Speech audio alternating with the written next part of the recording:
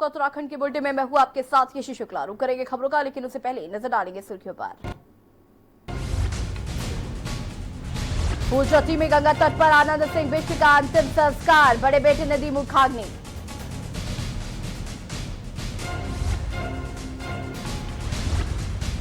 CM Trivendra Singh Rawat ने आनंद बिष्ट को किया सैल्यूट, दी श्रद्धांजलि।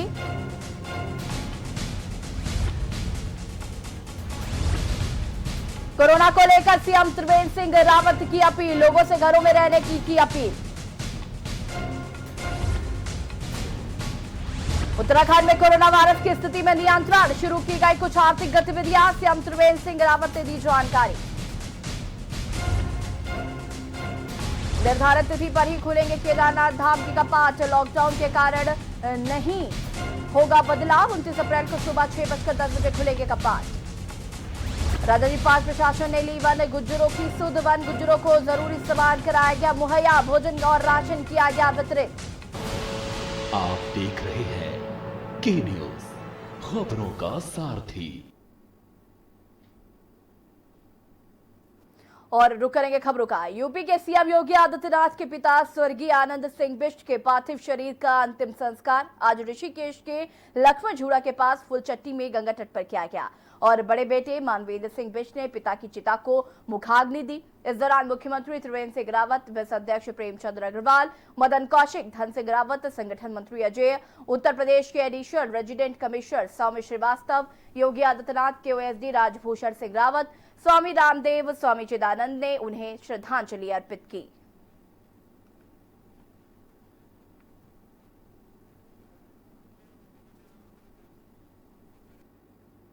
वैश्विक महामारी कोरोना वायरस के चलते सीएम त्रिवेंद्र सिंह रावत ने प्रदेशवासियों से अपील की। सीएम त्रिवेंद्र सिंह रावत ने क्या कुछ कहा है, आइए आपको सुनवाते हैं। भाई बहनों नमस्कार। मैं आज फिर आपके बीच उपस्थित हूं और मुझे पूरा विश्वास है कि आप सब लोग बद्री विशाल की कृपा से स्वस्थ एवं प्रसन्न होंगे। अभी ये लॉकडाउन 2 शुरू हुआ है और 3 मई तक माननीय प्रधानमंत्री जी ने सभी से विनम्र हाथ जोड़ करके प्रार्थना की है कि जिस तरह से आप लोगों ने पूरे अनुशासन के साथ, संयम के साथ लॉकडाउन का पालन किया और जिसके कारण आज भारत में कोरोना वायरस का संक्रमण है उसको हम कम करने में सफल हो पाए, तो ये सब आप सबके सहयोग से, आप सबके संयम से ही ये संभव हो पाया और इसलिए मैं आपको एक बार फिर धन्यवाद करता हूँ।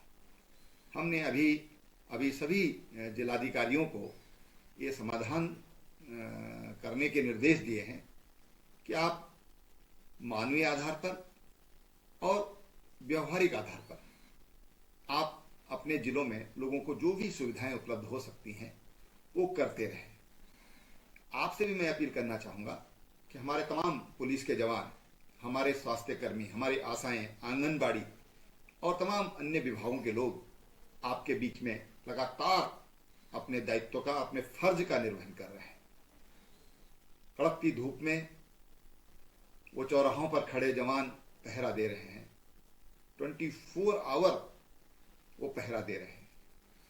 हमारा भी फर्ज बनता है कि ऐसे कोरोना वॉरियर्स के लिए हम लोग उनकी मदद करें, उनको हम पानी पिलाएं, कोई नाश्ता हम उनको करा सकते हैं तो उनको हम नाश्ता कराएं, हम उनको पूछें जरूर, उनके हालचाल जरूर पूछें। आपका पूछना कि हम आपकी क्या कोई मदद कर सकते हैं, मैं समझता हूं कि उनके साहस को, उनके मनोबल को कई गुना बढ़ा देगा। हमारे आसपास हमारे पालतू पशु हैं जो सड़कों पर घूमते हैं, डॉग्स हैं, कुत्ते हैं, बिल्लियां हैं, पक्षी हैं जो आपसे पानी नहीं मांग सकते, जो आपसे खाना नहीं मांग सकते, लेकिन हाँ हम अपने घर पर उनके लिए थोड़ा दाना डाल सकते हैं, रोटी डाल सकते हैं, कहीं घास की व्यवस्था हो सकती है तो घास उनको दे सकते हैं और एक बर्तन में अगर हम उनके पीने के लिए पानी अगर रख दें तो मैं समझता हूँ कि ये भी हमारा एक बहुत बड़ा संवेदनाओं से भरा करेंगे। ये संवेदनाएं ही कोरोना की जो लड़ाई है, कोरोना का जो आक्रमण है, वो हमारी संवेदनाएं हैं, उसको मुकाबला कर सकती हैं, उसको कम कर सकती हैं। प्रदेश में 4 धाम सड़क परियोजना व कुंभ मेले में से संबंधित लोक निर्माण विभाग के सभी कार्य जल्द शुरू किए जाएंगे। प्रदेश सरकार ने इन कार्यों को शुरू करने के लिए एक विस्तृत गाइडलाइन भी जारी कर दी है। देखिए पूरी रिपोर्ट को। उत्तराखंड में जल्द शुरू होंगे निर्माण कार्य। 4 धाम सड़क परियोजना और कुंभ के कार्य होंगे शुरू। लोनवी के सभी कार्य जल्द किए जाएंगे शुरू। कार्यों को शुरू करने के लिए विस्तृत गाइडलाइन जारी।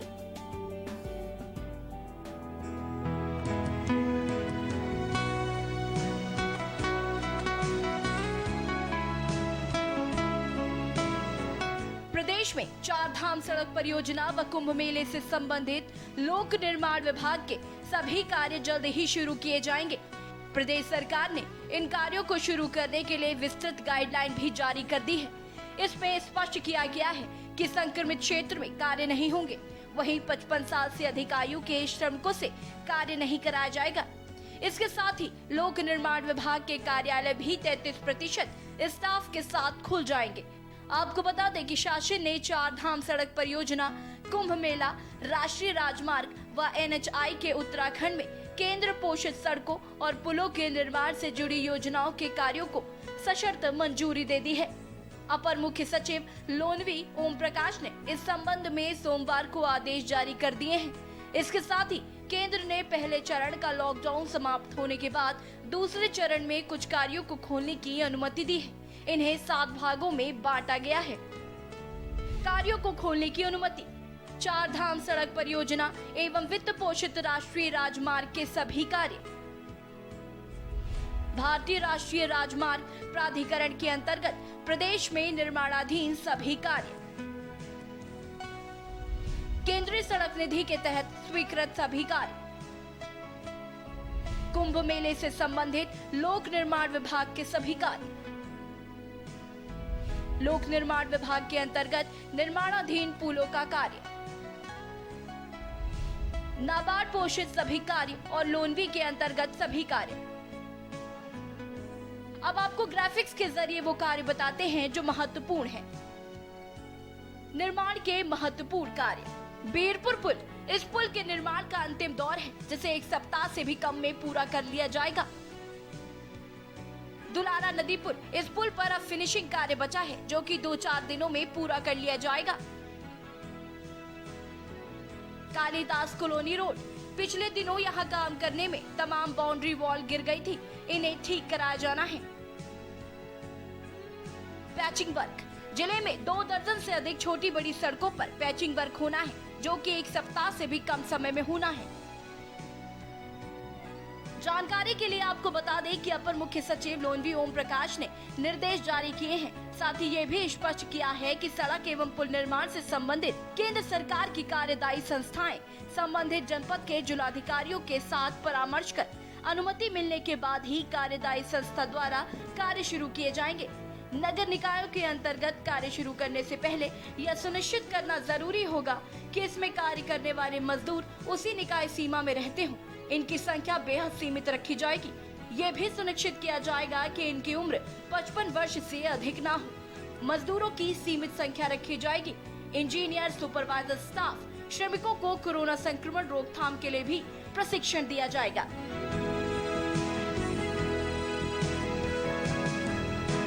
दिस रिपोर्ट के न्यूज इंडिया।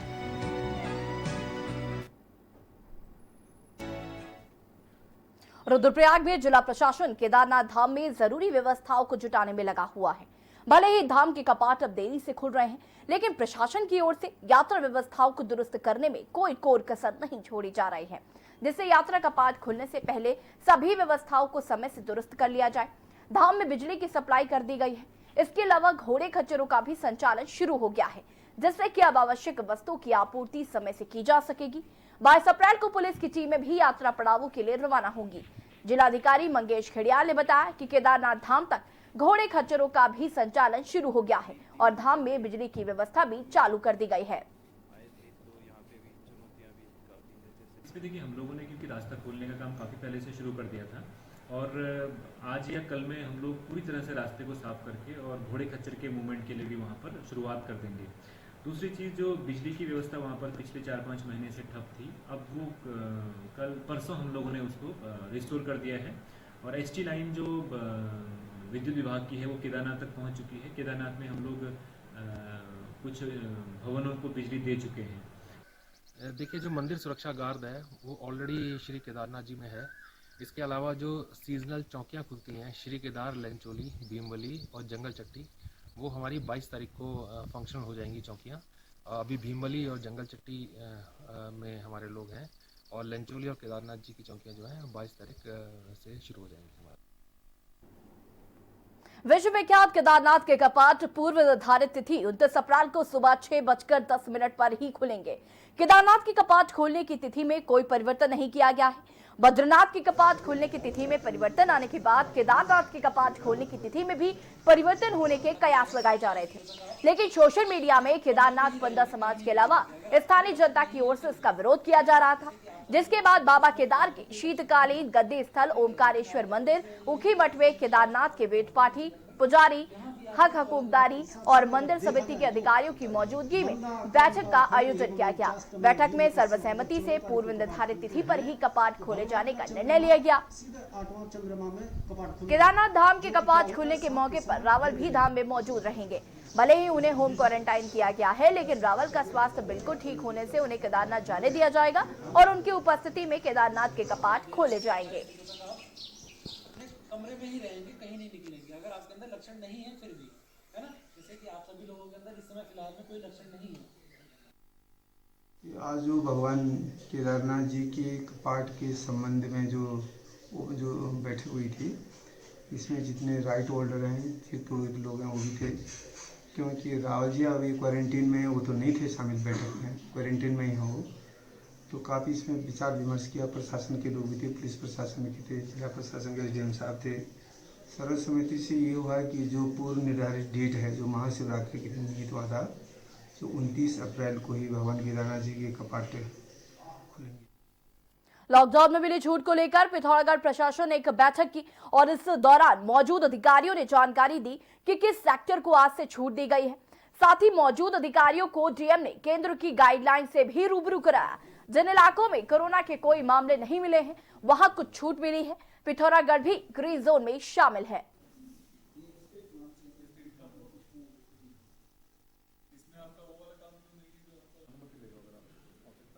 और उसको हमने समझाया है कि कौन से क्षेत्र में छूट प्रभावी रहेगी, उसकी समय सीमा क्या रहेगी, ताकि जनता के बीच में मैसेज बहुत क्लियर रहे कि कौन सी गतिविधियों को छूट है और उनकी आर्थिक की जो जिस क्षेत्र में जुड़ी हुई है वो कार्यवाही भी सुचारू हो सके। साथ पिथौरागढ़ में लॉकडाउन के बाद क्वारंटीन किए गए 5100 लोग क्वारंटीन पीरियड पूरा कर चुके हैं। जिले में कुल 5580 लोगों को क्वारंटीन किया गया था, जिनमें से 105 लोग विदेश यात्रा से आए थे। फिलहाल 261 लोगों को होम क्वारंटीन किया गया है, जिनके संपर्क में जिला कंट्रोल रूम लगातार बना हुआ है।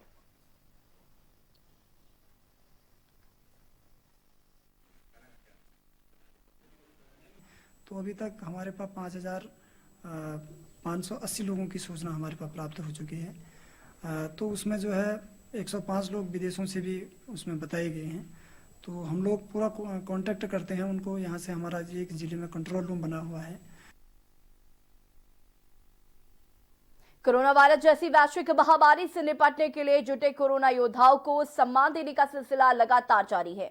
इसी क्रम में विकासनगर में क्षेत्रीय विधायक मुन्ना सिंह चौहान ने एनसीसी कैडेट और उनके कमांडेंट को फेस शील्ड देकर उनका उत्साहवर्धन किया। आपको बता दें कि कोरोना वायरस संक्रमण से निपटने के लिए चाहे एक और अस्पतालों में मेडिकल स्टाफ पूरी तरह से मुस्तैदी से डटा हुआ है, तो वहीं सड़कों पर पुलिस प्रशासन भी अपनी अहम भूमिका निभा रहे हैं, जिनको सहयोग देने के लिए और स्थानीय लोगों में कोरोना वायरस से बचाव के लिए जागरूक करने के लिए एनसीसी कैडेट की भी तैनाती की गई है।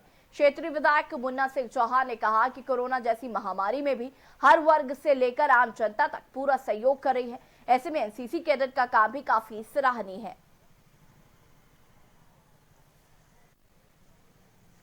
ये बेसिकली सम्मान क्या, इनको कुछ एक प्रकार से पर्सनल प्रोटेक्शन इक्विपमेंट्स देने का काम किया है और हमारे तमाम सारे समाज सेवियों ने अपने संसाधनों से चीज़ों को जुड़ा है। जैसे एक फेस शील्ड है जिससे थोड़ा सा और ज़्यादा सिर से लेकर के और यहाँ तक मुँह तक का एक प्रकार से हेड गियर है वो, और साथ ही उनको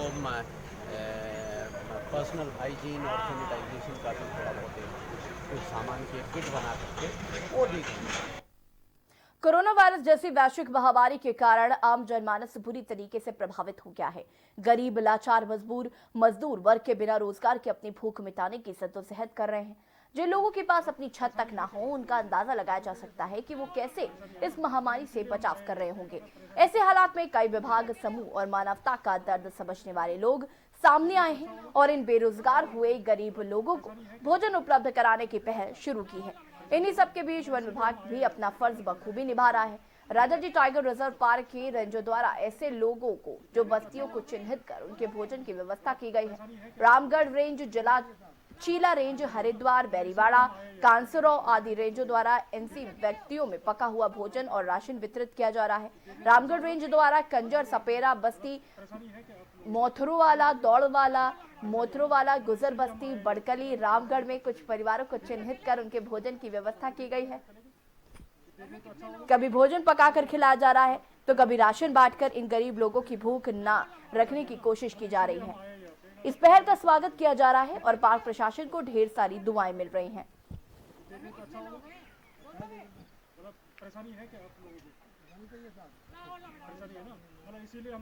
और अब वक्त हो गया छोटे से ब्रेक का, चौल हाजिर होंगे।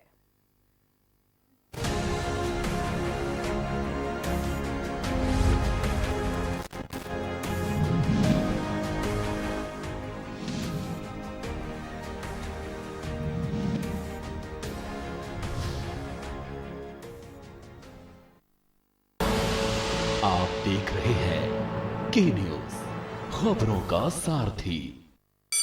Mount Litra Z School, Unnao, #1 in academics, #1 in sports, best teachers, best result, smart classroom, best transport facility, world class infrastructure के साथ Mount Litra Z School, Unnao।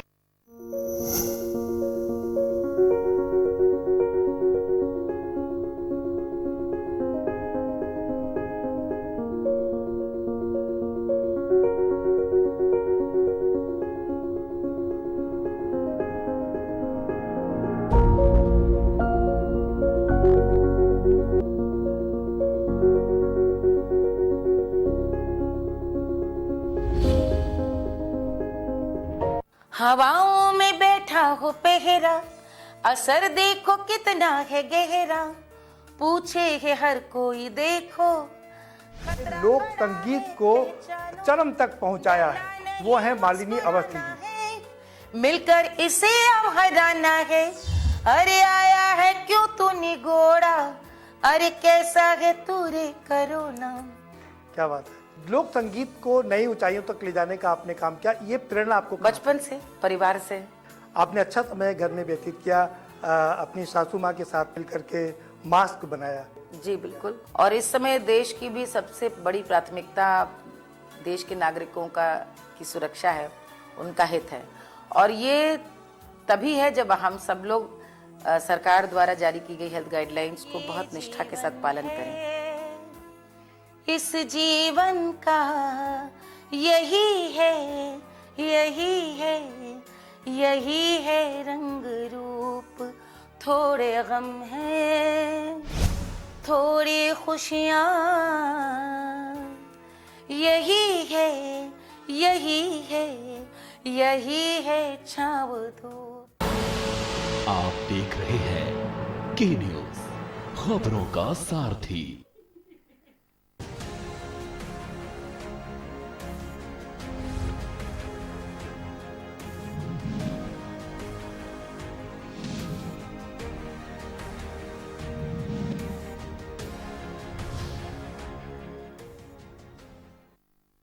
Break के बाद आपका स्वागत है।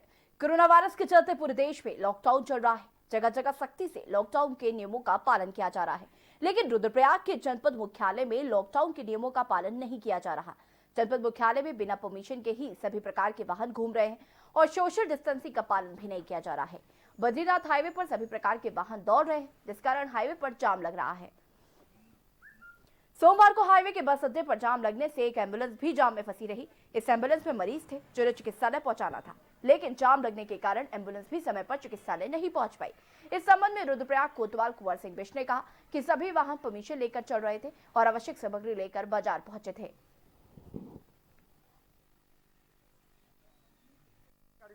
मुझे एक गाड़ी मिली जो अगस्त पुलिस आ रही थी, वो बिना परमिशन की थी, उसका मैंने चालान कर दिया है। बाकी जितनी गाड़ियाँ सब कोई हर विभाग में, कोई स्वास्थ्य विभाग में, कोई वो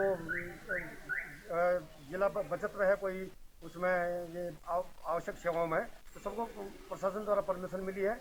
और कुछ सरकारी गाड़ियों को जो आवश्यक सेवाओं में लगी है उनकी वजह से ये एक तरह से जाम नहीं रहेंगे हम इसको। ये जो हमारा कंस्ट्रक्शन चल रहा है NH का, तो उसमें जो बड़े बड़े ट्रक चल रहे हैं उनसे थोड़ा ट्रैफिक रुक रहा है। वैसे जाम की तो कोई स्थिति नहीं है, पर फिर भी जो है ये इन ट्रकों से ट्रैफिक में परेशानी हो रही है। तो फिर यहाँ पे मैं देख रहा हूँ कि यहाँ पे जो वो है आवश्यक सेवाओं की व्यवस्था करके है, जिनमें ट्रक लगे हैं जो सामान को जो है गाँव में पहुँचा रहे हैं, तो उससे थोड़ा व्यवस्था बनाने के लिए हमारा पूरा प्रशासन यहाँ पे कार्य कर रहा है। और फिर फिलहाल हमने जो है व्यवस्था ऐसी बना रखी है कि आप किसी को कोई परेशानी नहीं हो रही है। कोरोना वायरस की महामारी के चलते दुनिया भर में लाखों लोगों की मौत हो चुकी है। देश में भी फैली इस महामारी को रोकने के लिए लॉकडाउन किया गया है ताकि इस महामारी को रोका जा सके। तो वहीं बीमार लोगों के लिए भारी परेशानी खड़ी हो गई है, लेकिन लॉकडाउन के चलते अपना इलाज नहीं करा पा रहे हैं लोग। ऐसी स्थिति में मंगलौर विधायक काजी निजामुद्दीन ने मुख्यमंत्री को पत्र लिखकर मंगलौर कस्बे में स्थित CSC हॉस्पिटल में हृदय रोग विशेषज्ञ और एक चिकित्सक की मांग की है। क्षेत्र में अत्यधिक लोग हृदय रोग से पीड़ित हैं, जिन्हें उपचार के लिए दूर दराज अस्पताल में जाना पड़ता था, लेकिन लॉकडाउन के चलते अस्पताल नहीं पहुंच पा रहे हैं, जिससे कि लाखों की आबादी वाले क्षेत्र में डॉक्टर की तैनाती के लिए मुख्यमंत्री से मांग की गई है।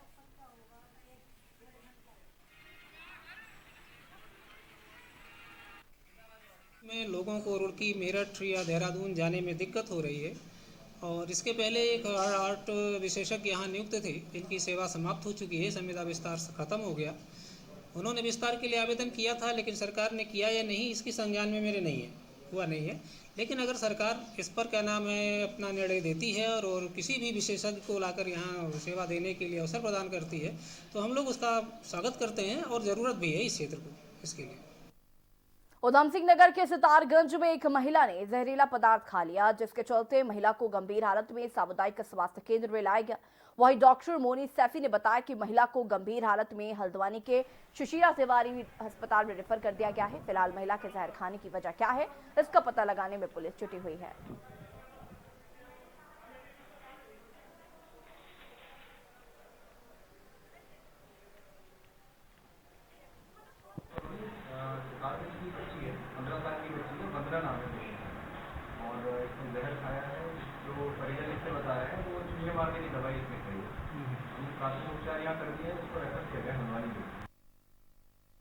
लॉकडाउन लागू होने के बाद से लगातार नगर पंचायत बेरीनाग के द्वारा नगर के सभी 7 वार्ड सहित क्षेत्र के रायागर, गड़ाई गंगोली, बनकोट, चौकोड़ी, कांडकिरोली, थलचौड़ मन्या आदि क्षेत्रों में सैनिटाइजर का छिड़काव किया जा रहा है। नगर पंचायत अध्यक्ष हेमपत ने बताया कि पिछले 1 माह से लगातार नगर में विशेष सफाई अभियान के साथ साथ नगर क्षेत्र में प्रतिदिन सैनिटाइजर का छिड़काव करने के साथ ही लोगों को कोरोना की महामारी से बचने और लॉकडाउन में घर में रहने और सामाजिक दूरी के नियमों का पालन करने की अपील की जा रही है।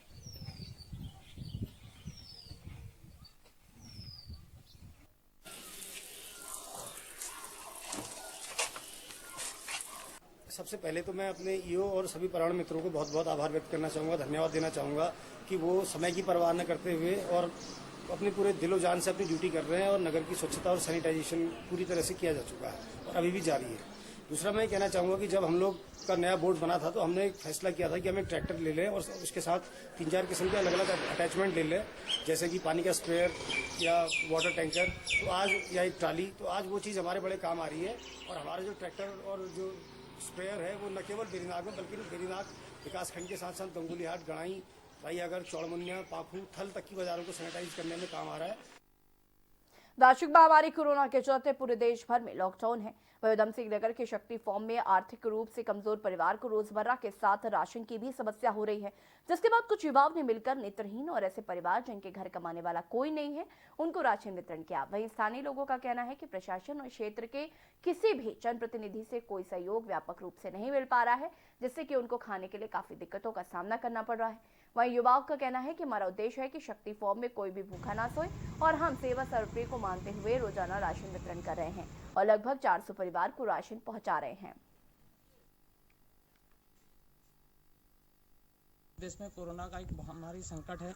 इसको देखते हुए हमारे क्षेत्र शक्तिभवन में कई ऐसे परिवार हैं जो निर्धन है व उनके पास कमाने का कोई साधन नहीं है, बुजुर्ग व्यक्ति हैं। इन तक मैं लगभग ऐसे 300 परिवार से ज़्यादा अधिक लोगों को मैं राशन पहुंचा चुका हूं और आगे भी मेरा यही प्रयास रहेगा कि शक्तिभवन क्षेत्र में कोई भी भूखा ना सोए और ऐसा कोई परिवार ना हो जिनके घर में राशन की कमी से चूल्हा ना जल पाए। इसका विशेष ध्यान दिया जाएगा और आपके चैनल के माध्यम से मेरा एक छोटा सा मैसेज होगा जो हमारे देश प्रदेश व हमारे क्षेत्र के लिए बहुत ज़रूरी है। आप इस समय लॉकडाउन का पूर्ण रूप से पालन कीजिए। सरकार व केंद्र सरकार दोनों सरकारों का आदेशों का पालन कीजिए, क्योंकि जब तक हम घर पर रहेंगे तब तक सुरक्षित रहेंगे। और इस समय हमारे देश के पुलिस कर्मचारी, हमारे डॉक्टर विभाग, नर्स विभाग और सभी का मान सम्मान करते हुए उनके लिए उनकी सुरक्षा के लिए भी प्रार्थना करना जरूरी है। उत्तराखंड के बुलेटिन में फिलहाल इतना ही। देखते रहिए के न्यूज़ इंडिया। नमस्कार।